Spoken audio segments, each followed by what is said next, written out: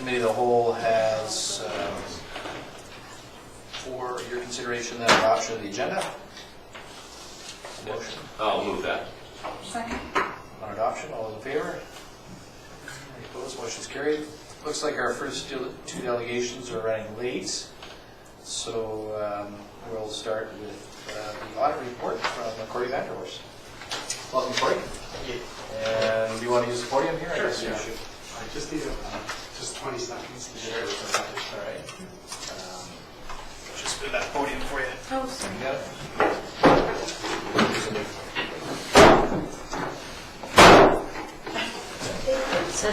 Moving the furniture, you must. Furniture, yes.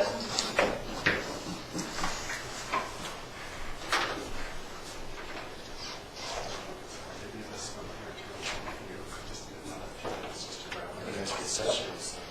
As far as you know, like that was coming to. Yes, yes. I overestimated the amount of time that the special would take. As long as they're not coming at 5:30. Because we could. We won't be here. Yes. All right, so just waiting for that to come on screen. Yeah, All sorry, right, the yeah. other agenda. You would need an overhead projector for that. Hold that screen. Yeah. Well, Corey, if you want to make any introductory remarks or tell us. Sure, yeah. You don't want the auditor start telling jokes. So, everybody bored to tears. We'll cover it a little bit as I go through the report, but basically, audit's complete. Went really well this year. I'd like to thank Clive and Jesse and all the rest of the staff that we work with and CAO.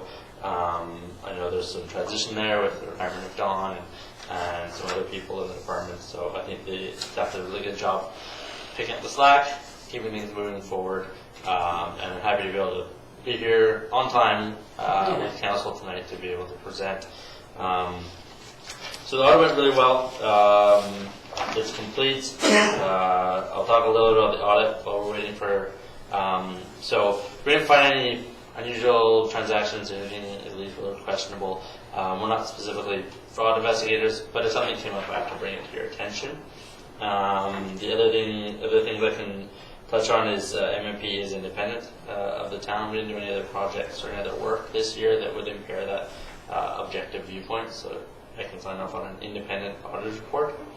The materiality that we used this year in our audit is $750,000.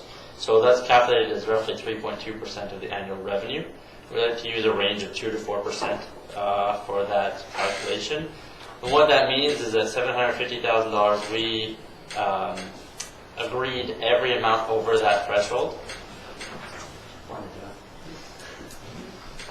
And then sampled underneath to make ourselves satisfied that the financial statements were materially accurate. So we'll dive into the presentation. I think you guys got it going. Thank you, Claire. And I'll skip past some of the stuff that I've already talked about here.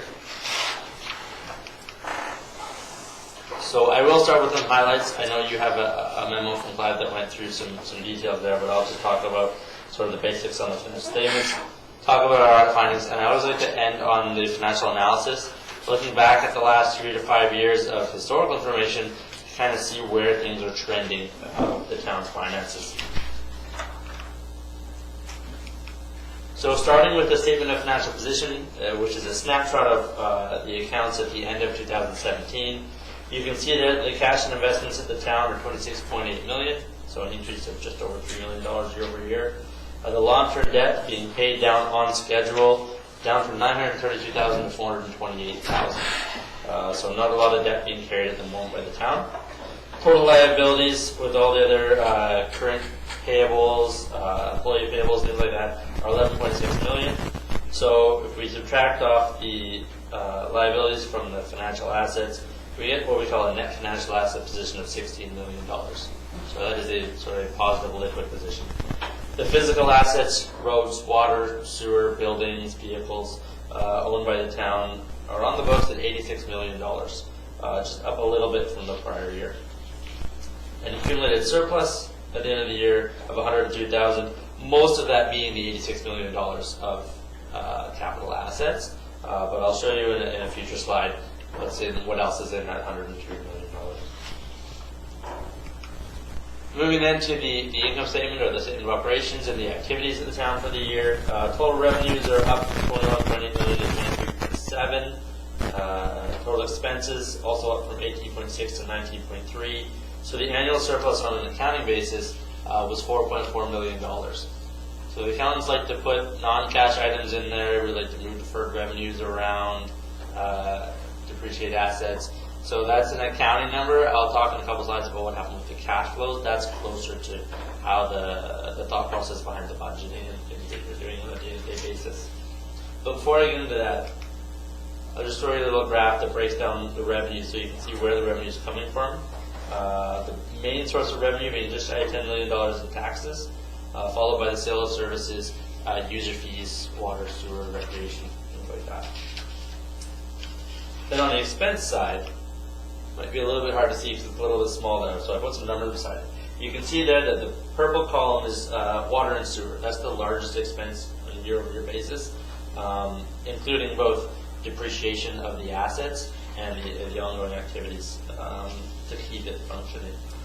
Followed by recreation and culture, and transportation being the third highest expense at the town year over year. And those are consistent for the last few years. So then in your package, there's a statement of change in net assets. The number I really want to highlight there for you is that the purchase of tangible capital assets of $4.3 million, very consistent with the prior year, only $100,000 higher than the prior year. But a consistent program of replacement and renewal of capital assets there. I promised I'd talk about what happened with cash flows. So here we are. The operations of the town brought in $8.1 million. Capital, as I just mentioned, $4.3 million of capital purchasing. There's a net transfer into the investment accounts to make sure that you're earning the best rate of interest on available funds. So the amount transferred in was $1.5 million, and then financing with pay down of debt was $372,000, which is consistent year over year. So at the end of the year, the main bank accounts had a net cash inflow of $1.8 million. The last item that runs through the financial statements is what is in that $102 million of accumulated surplus. As I mentioned, there's $85 million tied up in the physical assets. There's $10.4 million put aside in reserves for future capital and other projects, and an operating fund balance of about $6.3 million. So I will shift gears a little bit, talk about our audit process or our report. Our audit is done. The final item being council approval here today. I do have the final legal confirmations and other things in that I need, so I will be able to hand off my final audit report tomorrow morning, Q5. Our audit responsibilities, and we look at the controls. We test, we look at whether they're designed appropriately to cover off the risks at the town.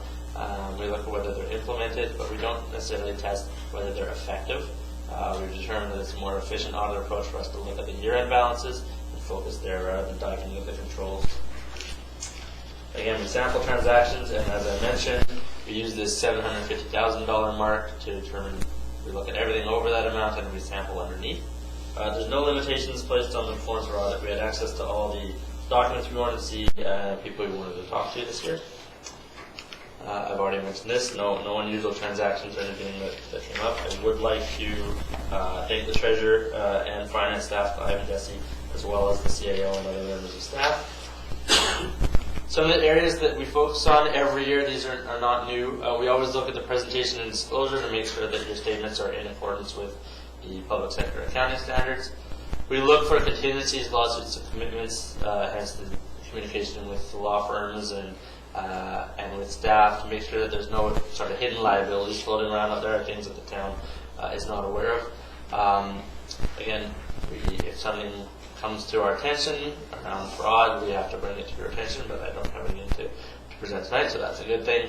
And then liabilities for contaminated sites has really been sort of the hot topic at the accounting level. We both with respect right now to inactive sites, whether there are any town-owned land that may have been contaminated in the past and whether there's any cleanup. What's coming down the pipeline 4 or 5 years from now, I expect we're going to be looking at active sites and whether there's an obligation to clean up an active site, for example, fire halls, public works yards, other places where there might be some cleanup required if you're decommissioning that site. And there may be some more liability to record at that point. But again, it's 4 or 5 years before we have a definitive set of rules to follow on how we would calculate those. I already confirmed our independence as of today's date, and I will wrap up by looking at some financial analysis. We like to look at the areas of sustainability, flexibility, and vulnerability. So starting with the sustainability theme, we like to compare the total assets to liabilities. Again, this is a number you want to see this number above 1. So it is increased from 8.93 to 9.83. More importantly, we want to focus in on the financial assets. What cash, receivables, investments, and things you have available to pay for future capital projects or future operations. We key in on that level of 1. If you're above 1, you've got funds available to pay for the future. If you're below 1, that means you're taxing or using grants or debt money to pay for the past. So for the town, the ratio has steadily increased over the past 8 years. It's now at 2.39. So that is a healthy indicator of sustainability for the town. Then we look at flexibility. And here we focus on both the debt that you're carrying, which, as I mentioned earlier, is low. So your public debt charges, your interest charges, compared to your total revenues, have decreased significantly to 0.36% of your revenues for the years going to interest.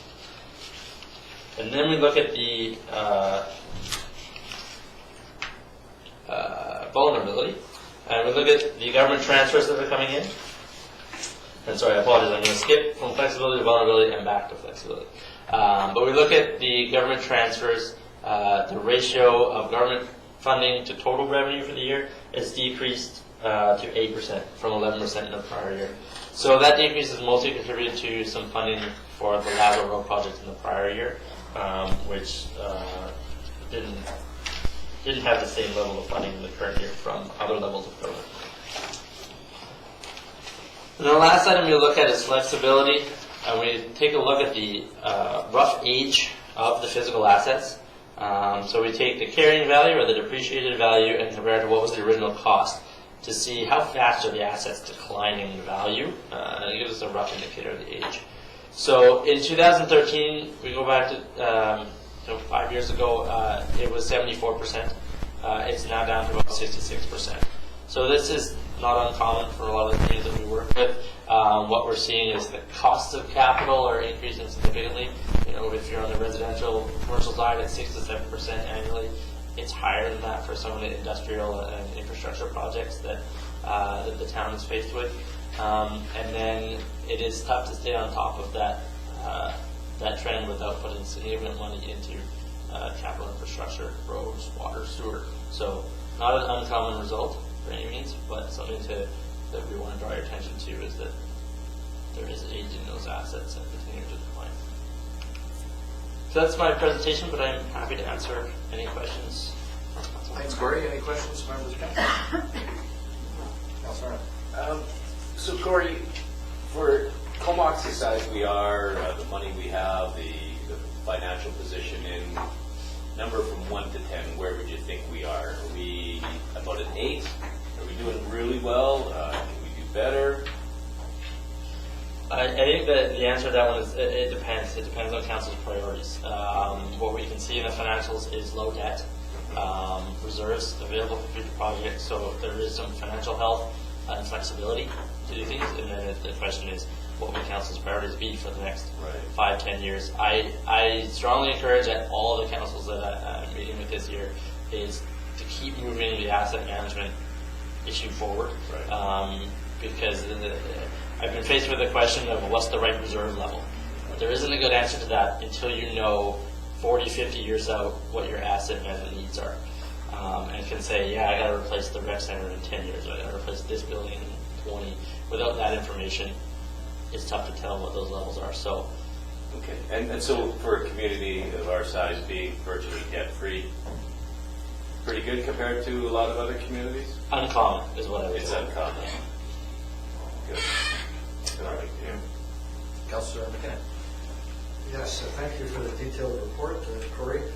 Just wondering, which local high school did you hone your math skills at? Well, it wasn't in a town of Comox though, so I don't know if I can answer that question. It's a neighboring.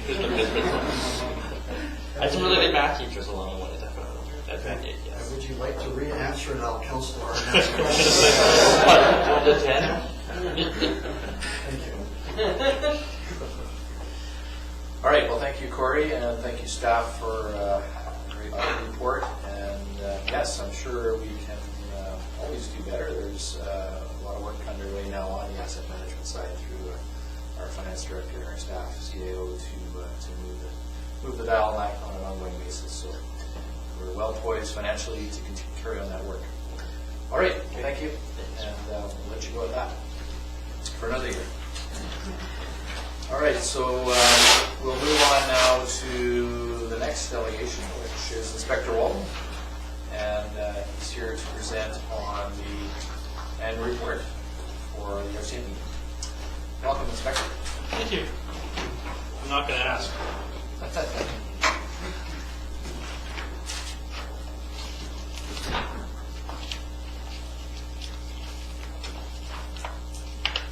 Since I don't want y'all reading ahead, here you go. It's nice to speak to an uncommon council in an uncommon town. Hopefully our crime is as low as our debt. No room for improvement. That's what my teachers used to tell me. I think it's good stuff.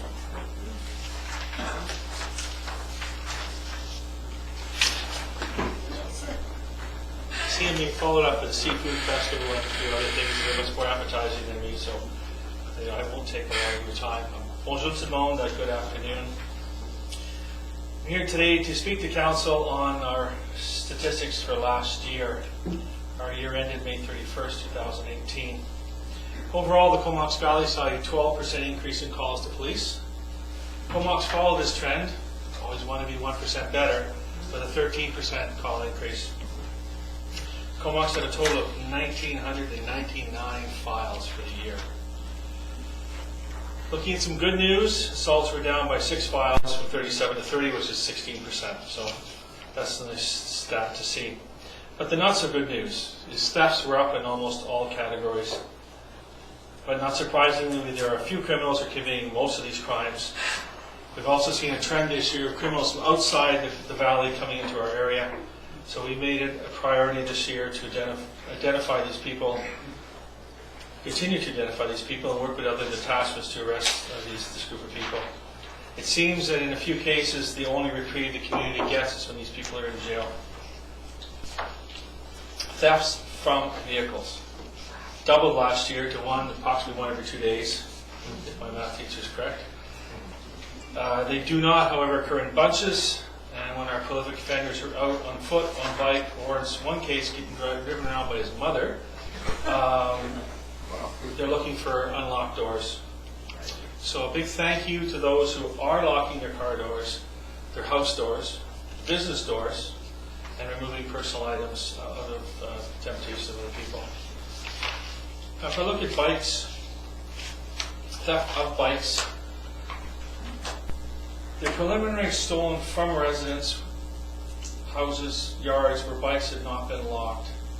Very few examples of bikes that were stolen from outside of this situation. Very few people could provide a serial number to police. That just adds to the pile of bikes that we end up getting rid of every year. Now, when you think about thefts from vehicles, someone loses their iPhone or someone loses their purse, but there's also secondary crimes. Stolen debit cards, credit cards. We talked a couple of meetings ago about the tap feature. People trying to buy gift cards as quick as they could with a stolen credit card until they reach this limit. And again, once you get a gift card, it's a little tough to trace it. In a few examples, we had video evidence provided by homeowners, which which allowed us to identify some of our prolific offenders. So thank you to those people who have made the investment in some good video surveillance.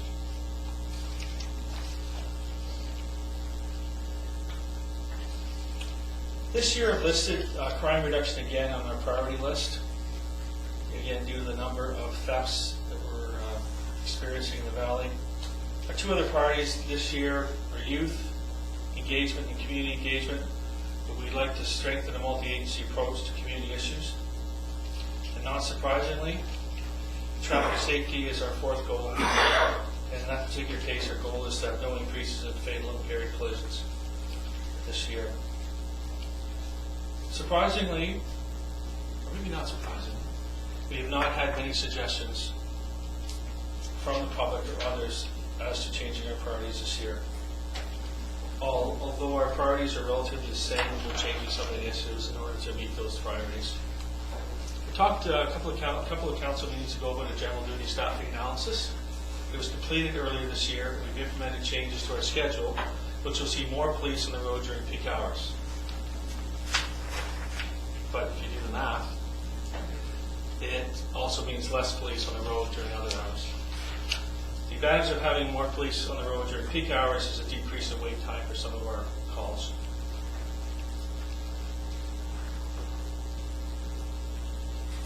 I'm waiting for replies officially from increases in staff that I've requested from two other business lines. I've yet to date received anything officially. I'm also waiting for a district review of police dog services before I decide whether I'm going to fill the municipal dog position that you should cost share with the city of Courtenay. Our vacancy pattern has improved.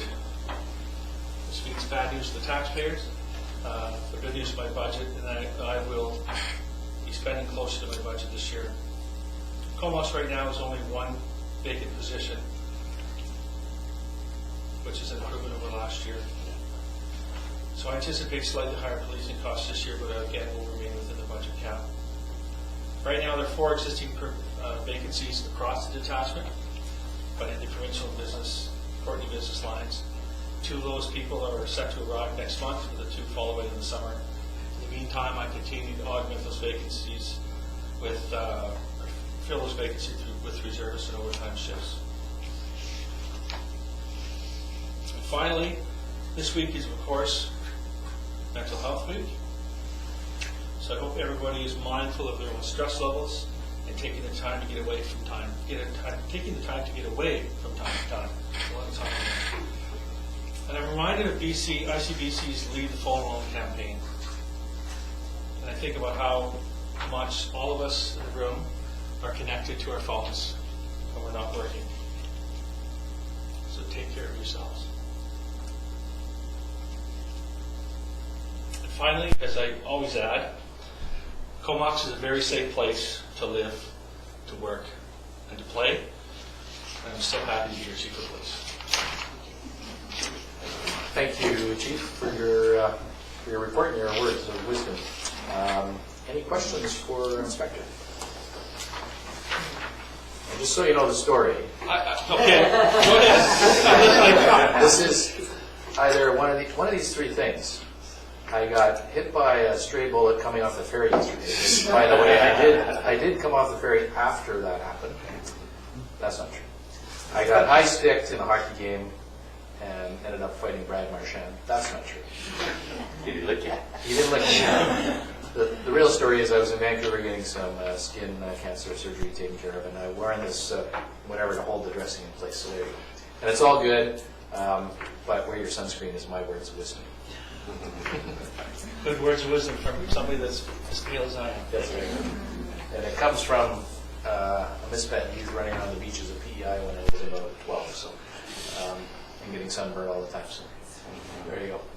And the Scottish Heritage, I'm sure, has something to do with it. Here's to the kills. Yes.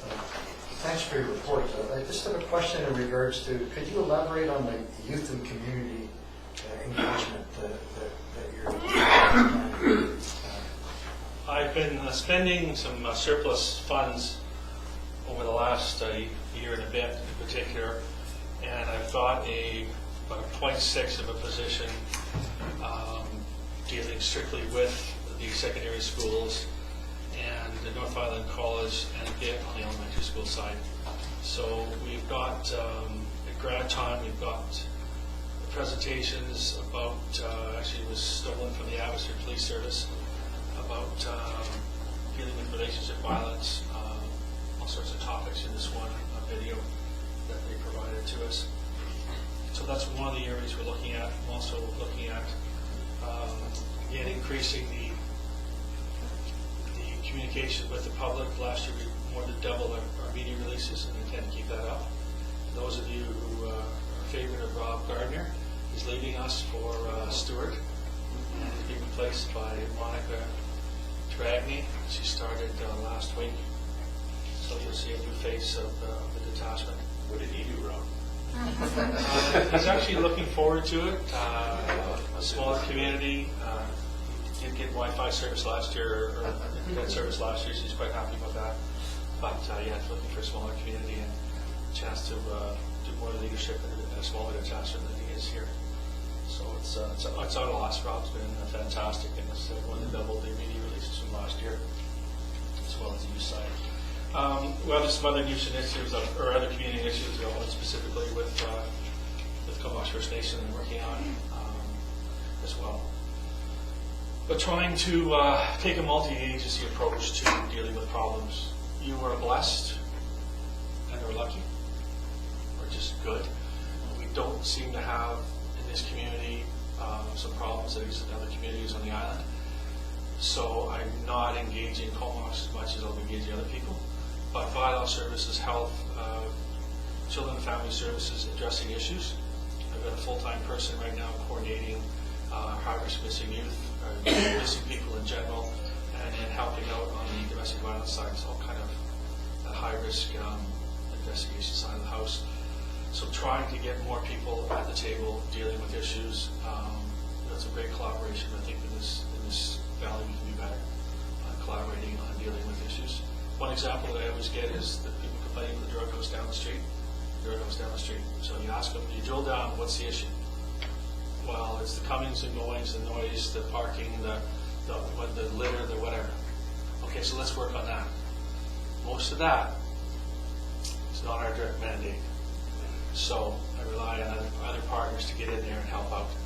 So it allows us to go after some other activities that do take place as opposed to some of our other agencies. So looking at keeping that, the idea of multi-agency collaboration.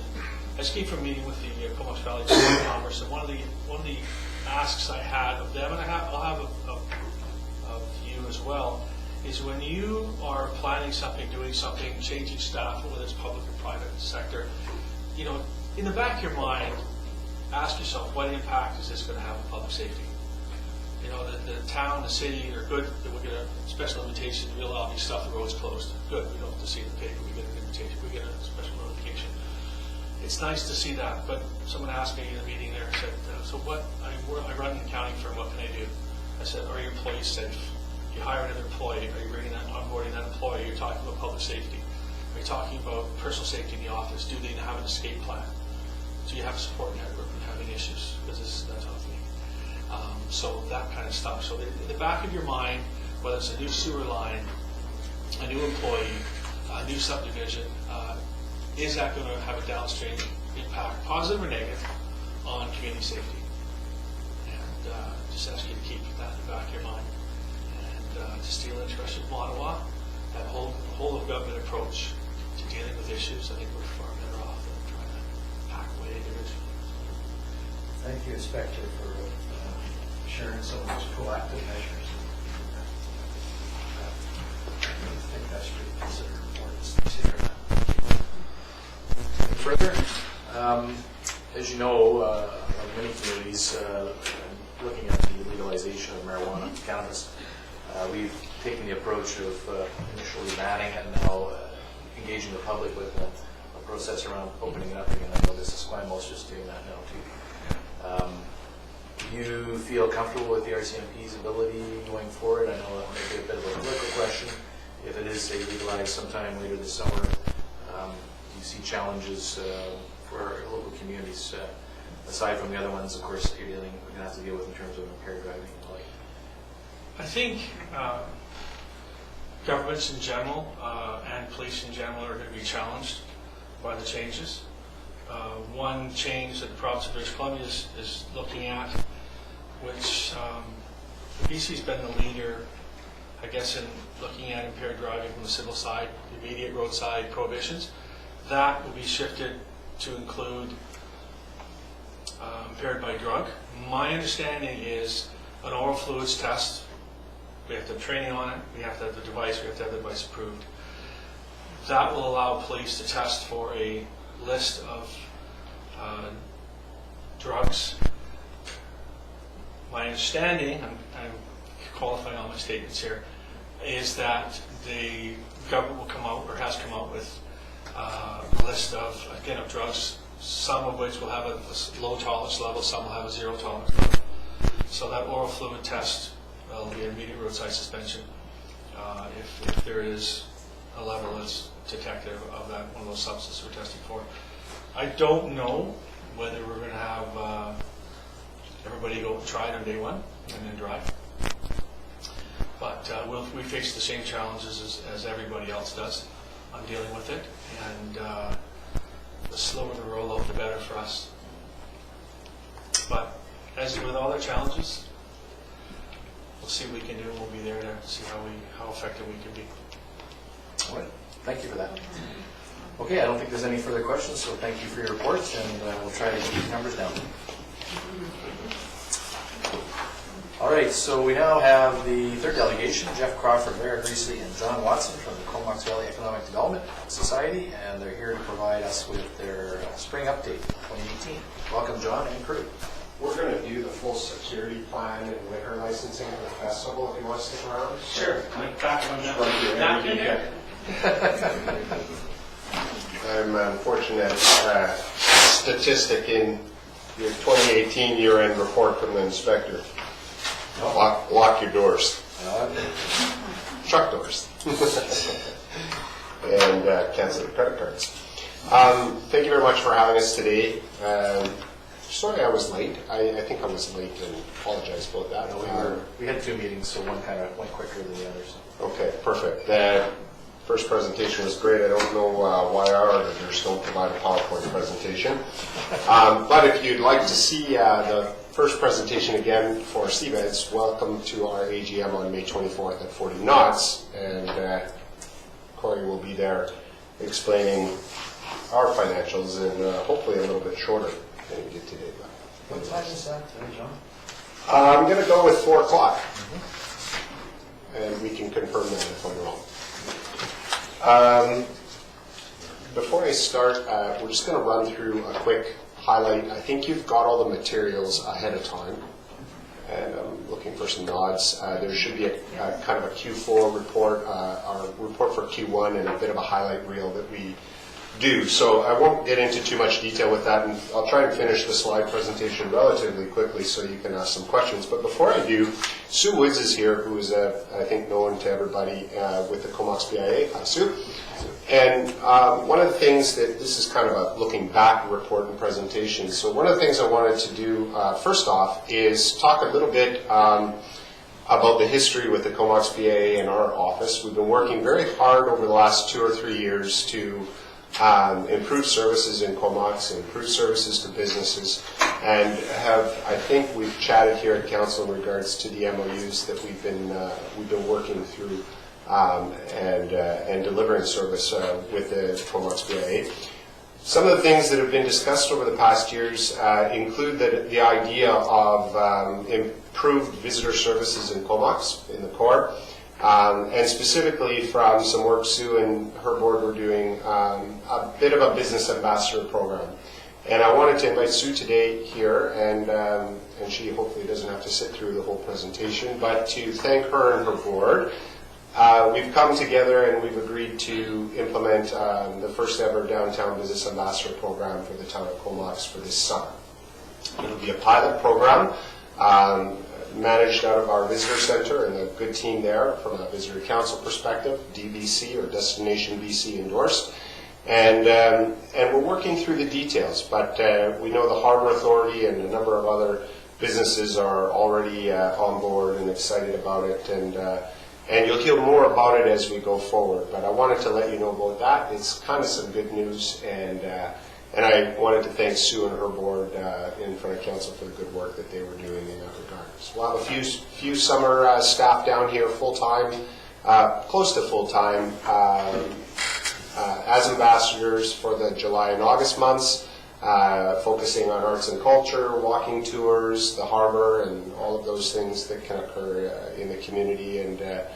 And while we don't have a budget like Vancouver's, a $2 million ambassador program, we're going to strive to really put together a great pilot project. So, quick note of thanks and a quick note of update to council on that. Which way? I'm going to go this way. Just a bit of a summary. You've got the materials, so I won't get into too much detail. Small business services up throughout the course of the year. A couple of key items we track is probably the most important with this slide. Continuing to track the number of people we're working with, number of referrals. Over the years, we're trending into far more online work, and for 2017, we launched our interactive downtown map, building off some of the town's incentive program in early days. Some of the discussions coming out of the industrial and employment land strategy report. So that is starting to show some significant interest in a fairly basic tool, but one that can be accessed by people around the world, of course, getting them the preliminary information they need as they're looking at opportunities in the region. Destination marketing, probably the key metrics that I like to draw your attention to that we track are the true visitor numbers up at the visitor center. You can see they're up by 8%. These numbers represent those that are from out of town only, and so that's the word true there. Overall, 14% up in the hotel tax. This really drives the economy. The majority, 90 or more % of any tourism economy in a community is driven by overnight stays and fixed accommodation. So watching that number and doing whatever we can to help grow it, not to suggest that that number is representative just of our efforts. The tourism industry was significantly improved this past summer due to the wildfires and some of the issues occurring in the province, some of the opportunities stemming from political and other items down across the border. For June last year, we're looking at a 19% increase in that hotel tax, and we can, in that month, demonstrate some very close ties to seeing that grow. We're starting to see June in the community being a month similar to a July or August. 5 years ago, before the hotel tax was put in, June was more like October in regards to overnight stays and tourism visitation. So some positive news there. A couple other key campaigns that we do. Won't get into too much detail at this point. And communications. Significant growth rate across the board in our communications metrics that we track. Most, if not the majority, if all of our outreach to businesses, to consumers is done through our social media and online activities. We're starting to see some pretty good growth in that area.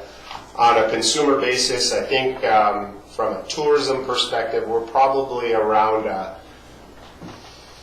I would say about a 16,500 person database for that particular thing. So when you see a tourism news release come out from our office through that system, if you're on the system, if you see it's May and here's what's happening in the community type thing, that type of communication is hitting about that number. And those people are all people that have specifically chosen to receive it. So they are, from a sales language perspective, they're in the funnel, they're looking at this type of thing. So some metrics that we capture there, there's obviously more detail in the written reports.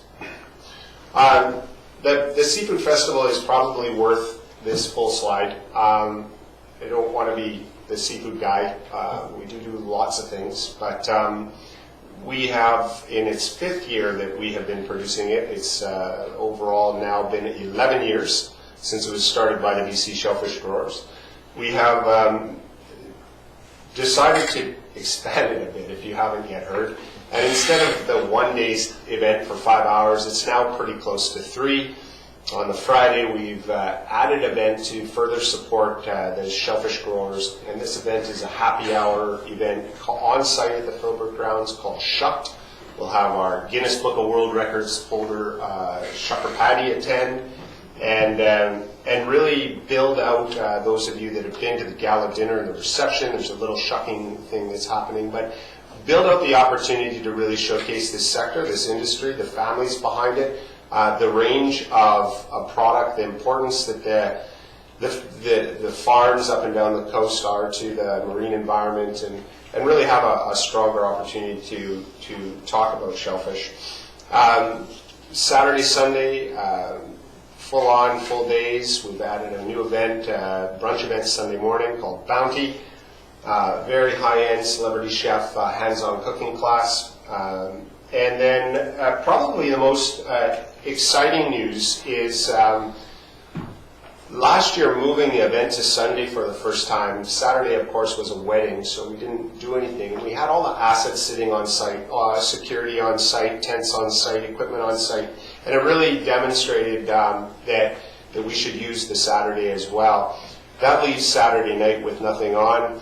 We've created a great partnership through some of our contractors and our team with the Philbrook Park board and the staff there. And they came on board this year, and I wish they were here to shout them out. They've decided to launch their summer festival music series. There's a name for it, my apologies. And they're going to launch that Saturday night. We're going to hold a kitchen party. It's called Baked and Boiled. It'll be a big seafood boil that everybody's been asking about. We've got a little band coming to that. It's got an interesting name that you can look online for, so I don't have to say it out loud. And then the festival, the Philbrook group is putting their concert on later in the evening with a band called Enter the Haggis. And we will all work together with our security team to clear the site and make sure that there's no noise after 11 o'clock, perhaps 10:30 even. So a really neat partnership occurring there.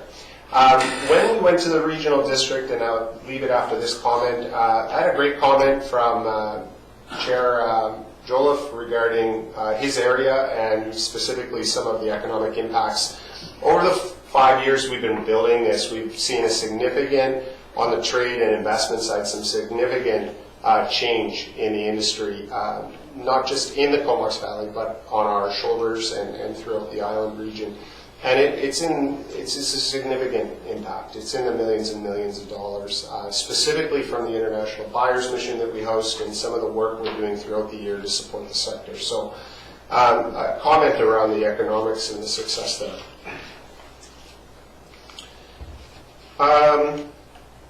That was, I'm not entirely sure why we put that in there. That tripped me up last time. But on the tech thing, I think I wanted to mention, there's been some great progress. Some of it's in the report in regards to the economic development group here that in us working forward on tech. We have helped support an island-wide initiative by all of the community's economic development organizations to properly go forward and see if we can get an island tech attraction strategy in place. Jeff Crawford is managing that in our office and working with the ECDev offices, sometimes inside Municipal Hall or sometimes out from Cowichan to Port Hardy. We've got some small funding to do a local pilot project on tech here. It'll be an online tool. We're probably partner with Port Alberni and a few other communities on it. And I think what's interesting with the BC Tech Summit coming up next week, we'll be attending that and having meetings with venture capital firms and others. Big event. We had the opportunity to spend some time with the new BC Innovation Commissioner, Alan Winter. He came from Genome BC, a group where we were introduced to from the Seafood Festival a few years back. Alan's from Victoria and is just an incredibly bright mind that's leading the focal point for BC's brand, if you will, around innovation technology. This is part and parcel of the government's partnership with the Green Party in forming this particular innovation commission. It's changing some of the things occurring in tech in the province, but we hope to have Alan up here. He's familiar with the Valley, and we'll be seeing him and others next week. Last slide, I hope. Let me just double check. Yeah, last slide. Economic development strategy. So lots of talk around different sectors in the community, tech, of course, agriculture in the rural area, and doing more. The 5-year economic development strategy is up for renewal. It's required to start sometime this year. It probably will get going later, closer to Christmas, with more of the community and engagement side with business. We'll issue an RFP for it probably around, I would say, late August, September. We've had some discussions on leveraging the funds that we have in place from the regional district and the town as part of that to expand out more of an innovation strategy for agriculture and also build in a strong tech component. So this will be our opportunity to arrive at, I suspect, next spring with a renewed 5-year plan that makes sense and is prioritized with both the town council but also the city and the regional district and our industry sectors. It's a really exciting time for economic development. I'm sure in your other meetings with other department heads, tech and innovation in municipalities and everywhere is changing how we do things. Economic development is just another service to small business by communities in almost every case, whether you fund it in-house or third party like the society. And the delivery of economic development is changing. The automation is very rapid in delivery of services versus traditional approaches. The sectors that we're trying to support are changing. And so it's almost at the point where many of our colleagues in the field are doing away with the traditional ECDEV strategy approach and even the name. Really, we're looking at innovation and looking at how to deliver services differently and how companies are growing differently. How do we expand and help those companies? And that's really the question that we'll explore deeper as we go into the economic development strategy. So that's it. My only other comment is that if I had known that we're wearing hockey gear, I would have worn the Winnipeg Jets jersey that I finally took off before the end of the third period on Monday night. But go Jets for tomorrow. And Lara and Jeff and Sue are all here to help answer questions. We can stay for a little bit longer if that's... How's that playoff beard coming along? Yeah, no, that and Movember are not my friend. Right, Mark? Yeah. Thank you for your presentation. Can you just comment on the guest speakers for the AGM coming up, just to highlight? Oh, sure, yeah. So have a great economic development AGM coming up. We put a bit of a panel together. It's perhaps at the surface not easy to connect the dots, but Mayor Osborne has done an awful lot of work in an area that our Destination Marketing Advisory Committee and our hotels and tourism industry have been discussing, and that is in the response to Airbnb and essentially a complete disruption of how the tourism industry operates. So she's going to come and chat a little bit about that. I think that'll be great. Dr. Page at Idea Labs, you've met, is planning to come to speak a little bit about certainly the project here, but also in the context of how quickly things can change from an economic perspective based on government policy. Legislating cannabis is a massive game changer. You might not be interested as an individual, or I might not be, but it's an incredible game changer that happens with a piece of legislation. And adapting to that in our community is going to be it from a services perspective, as I know town has been dealing with, or in the context of the economy, will be things that we need to think about. Sard Munn is an interesting fellow. He is connected to the agriculture division at UBC and has built out with investment agriculture funding as well as a lot of private venture dollars. I would say an adaptation on a typical community kitchen, if you've heard those words, an incubator of some such. And his tech's pretty cool. I'm not going to pretend to understand the back end, but he's going to speak to what can happen when you start innovating within a community of food processing experts. Within a space, you'll start at just the simple space ideas and then move into additional advantages in supply chain and marketing and lead generation. So we're not going to get too heavy into it. It is 40 knots. We don't want you there for 3 or 4 hours listening to this, but I think it'll be a neat discussion and 3 examples that touch home here to the community with people that are interested in supporting the community and talking with us about their experiences. Thank you, John. Any other questions for John? Go ahead, Councilor Price. Yes, I was just curious about the last bullet on the review of governance and further integration with local government and referencing the new building. Just, if you could just pull that out. Sure, absolutely. So the review of governance, that would be CBEDS, so the society governance. We take the opportunity in the 5-year plans to look at governance, look at delivery of service, look at what we're doing, what changes might be needed.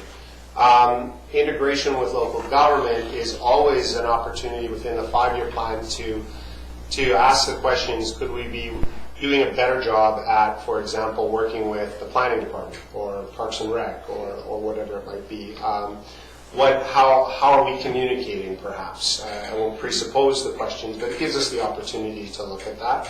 In regards to the example, well, unfortunately, time has moved on a bit, but CBRD staff did reach out to us and ask us for our kind of longer-term plan in regards to where our space needs were and whether there'd be opportunities to tie into the new building. And we did have that discussion with them. Probably won't work for first phase. Yeah. And the tech sector. And Councillor Swift and I, when we were down in Victoria, had a chance to do the tour and went to some of the starter places.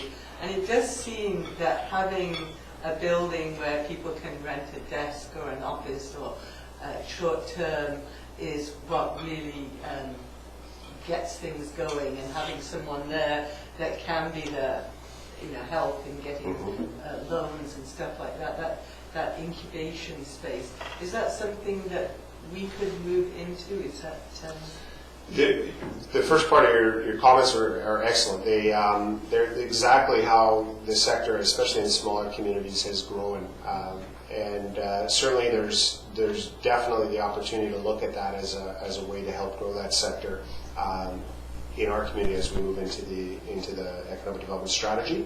We've explored that kind of thing here as well in the town and also in the city of Courtenay. We're finding, and I think the sector itself is finding, that the private sector has caught up, is catching up, or perhaps has already caught up to what the non-private sector can do to support those incubators or those startup centers. So purpose-built real estate is being put in place across Canada and North America by all the major commercial real estate companies.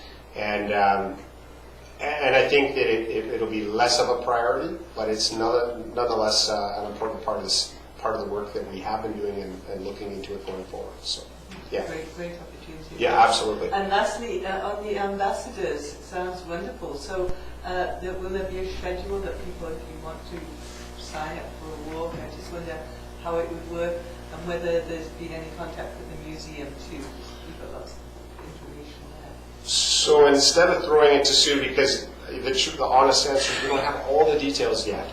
So we're just starting some initial outreach between Sue and myself in regards to the program. We've hired 4 staff persons for the summer.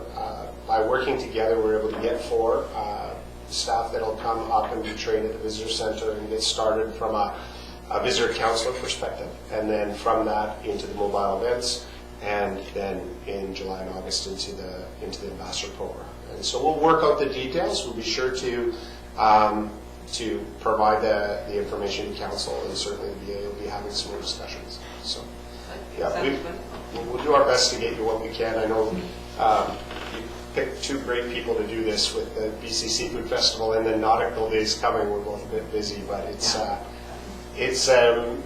neat program, and it was fun. I put call to the Harbour Authority and really just to give them the heads up that we're going to move forward, and just 100% support. Just great support coming back from them, and I'm starting to hear that from some of the businesses as well. So, yeah. That's Swift. Thank you, John. It was great reading the materials and seeing some of these projects really start to build. It's really exciting. Entire valley. I know at one time you considered having office space in Comox, and I don't know if that has continued to be a goal for you or not. It's on the list, but the priority level has probably lessened. I moved towards that master program, at least as a pilot for this year. It'll certainly be revisited within the strategy, the annual strategies. I'll work with the BIA and renewing MOUs. It's still a desire from what we hear. We'd like to continue to look at it. We will have a presence out here, probably one or two places where the staff can be this summer, and I think we can continue to look at that. So. And secondly, if I could, I love your marketing slogans. Crave the Comox Valley. Could you elaborate a bit more on that initiative? I'd love to, but I'm going to let Lara answer on that side of things, if that's all right. I'll just come up here. Crave, where did you see that? In the materials. Okay, I was just trying to get a handle on that. So we are intending, through the Destination BC Cooperative Marketing Grant that we've applied for annually, the first year we received 175, last year was 250, and they've not publicly announced what we're getting this year, but we have been confirmed to get funding again, which is very exciting. So one of the campaigns is to build upon the two-wheel cycle festival that we did was the farm cycle tour in particular, and our strengths around our culinary assets and our agri-food assets here. To do a culinary focused campaign. So the BC Seafood Festival obviously celebrates our seafood, but we have this incredible year-round product, particularly well suited for our shoulder seasons in the fall. So that's the Crave campaign that we're going to be launching sometime probably in the late summer to showcase all of our harvest products and activities at that time. Oh, great. And now there's an initiative at the Philberg, grazing in the garden, grazing in the park. I don't know if you've had any contact with them, but they're hoping to tie into that same weekend with the cycle tour and so on. That's great. And so it's funny, we're working pretty regularly with Eden and Brooklyn and the team at the Philberg on Seafood Festival, but that's, so I'm sure we'll come up on that, but no, that's wonderful timing. Yeah, it's a new event, and it's, the organizer is the one from the Tofino Wine Food. Oh, perfect. Yeah. Okay, no, that's terrific, and that's exactly it. These campaigns that we do are very much based on collaborating with as many partners as possible, be it a Philberg Park Board and their staff to a private business like a winery or a brewery, etc., to really try to grow the campaign and the content behind it. It's not just our office; it's all of these partners coming together under an umbrella to work in profiling a particular sector, in this case culinary. Great, thank you. All right. Thank you, CBED staff, for all that information. Lots of excitement coming forward here. All right, so that concludes our delegations. We have no minutes of meetings, departmental reports. We have a couple of staff reports. First is on the Comox Valley Roxman Kids event, which we heard about recently at council, and looking for a reimbursement booking fees. So there's a recommended motion. Council wishes to move that. We can have a discussion. Yeah, I'll move that. Second. Okay, on that, any discussion? Go ahead, Councilor. Oh, no, never mind. The amount's there. Yeah. And my understanding is that it may not total that amount. I'm not sure exactly how much of the sale buildings they're going to use, but that will be the top end of it. All right, seeing no further hands, all those in favor? Any opposed? Motion's carried. All right, and then we'll move for receipt of the report on the downtown traffic intersections. Move that. Second? Received then, all those in favor? Motion's carried. So staff have brought that forward to us for information, and this will be presented at the May 23rd open house. Implementation to follow later this year, no later than September. So go ahead. Yeah, so depending on the feedback that we get from the community, is there some wiggle room on these? You know, I like the idea of the four-way stop sign, the left-hand turn lanes. I can see that being a bit of a problem. You know, it's backed up at times on Comox Ave now. If we take those turn lanes out of there, was it 3 seconds, I think it was, that it's going to add, but I'd be interested to hear from Yeah, I think the our public on this. Public Works Superintendent's here, so Shelley, I can't see you, but I assume you're back here. Yep, I'm here, thank you, Your Worship. We definitely had the same concerns, and that's why we had Watt Consulting review the impact that would have on the operations, and you're right, all 3 locations were minimal. The one at Port Augusta and Comox Avenue, they did see a 3-second delay.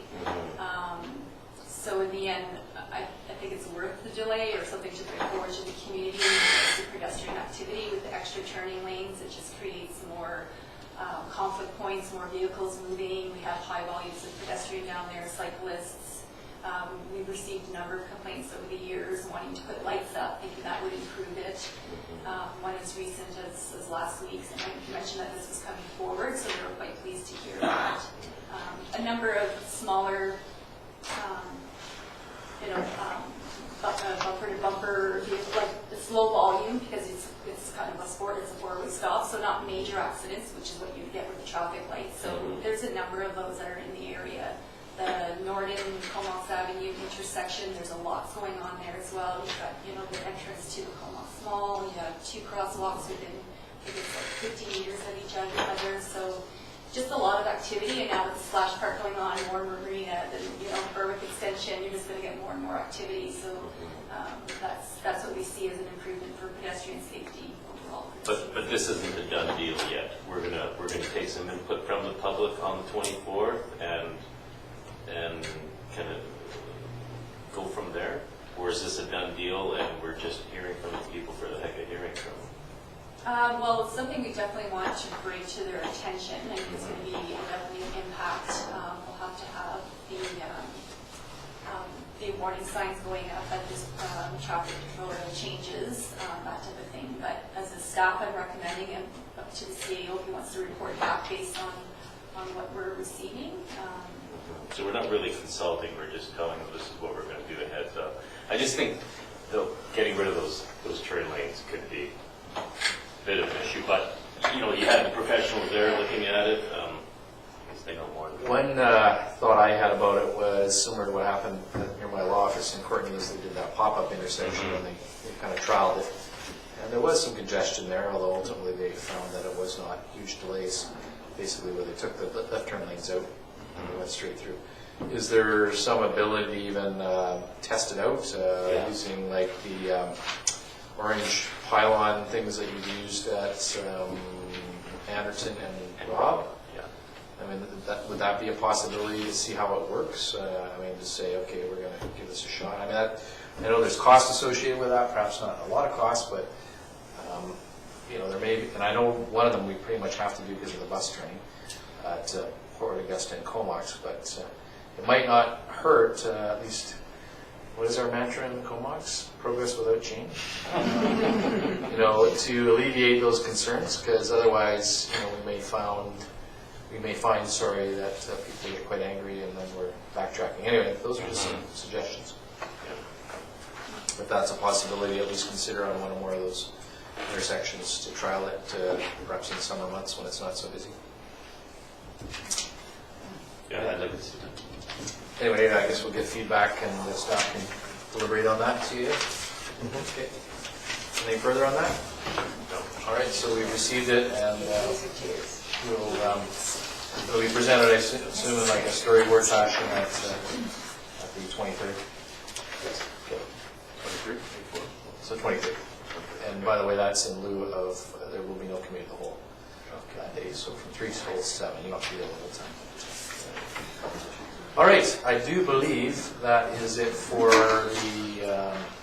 the whole agenda. However, we do have a camera meeting to follow, so motion to open the camera under the section noted, I think, is 91B of the Code of Charter. I'll move that. Second. All in favor? And the motion is carried, and we'll adjourn briefly while the room clears, so don't go too far.